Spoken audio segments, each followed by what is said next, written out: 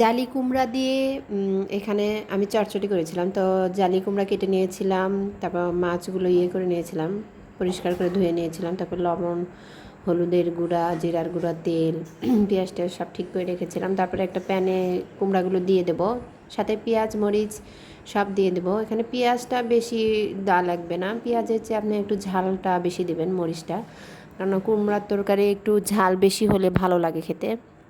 তো তেল দিয়ে আমি সব কিছু একবারে খুব ভালো করে হাত দিয়ে মেখে নেব, একদম তরকারি থেকে পানি বের হয়ে আসা পর্যন্ত। যতক্ষণ না পর্যন্ত বের হয়ে আসবে ততক্ষণ এরভাবে হাত দিয়ে মেখে নিতে হবে। তো দেখেন হাত দিয়ে মেখে নিয়েছি অনেক সুন্দর করে। এবার মাছগুলো দিয়ে দেবো। এখানে শিং মাছটা বেশি থাকলেও সাথে ট্যাংরা মাছ এবং ওই গচি মাছগুলো ছিল, নদীর মাছ ছিল এগুলা, বিলের। এখন ঢাকা দিয়ে দিলাম। তা একটু বলক আসা পর্যন্ত যখন দেখবেন একটু একটু করে লেগে যাচ্ছে, তখন এখানে আমি কোনো রকমের পানি ইউজ করিনি, কারণ কুমড়া তরকারি পানি ইউজ করলে টেস্টটা আলাদা হয়ে যায়।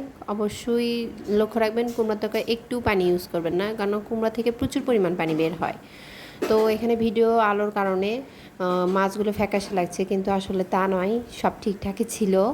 তো বন্ধুরা যারা আমার ভিডিওটি দেখছেন অবশ্যই লাইক করবেন এবং কমেন্ট করবেন। আমি একটা ছোট চ্যানেল চালাই, আমাকে সাপোর্ট করবেন, সাবস্ক্রাইব করবেন, ধন্যবাদ। তো আমি আবার ঢেকে দিচ্ছিলাম। তো ফাইনাল ফাইনাল মানে আরও একটু হবে, মানে একদম কমে আসবে, তখন বুঝতে পারবেন যে তরকারিটা হয়েছে। আমি নাড়াচাড়া করতে চাইছিলাম কিন্তু ওইরকম করে নড়ছিল না, তাই আর কি আবার নাড়িয়ে দিলাম। তো আমার তরকারিটার ফাইনাল লুক এই তো।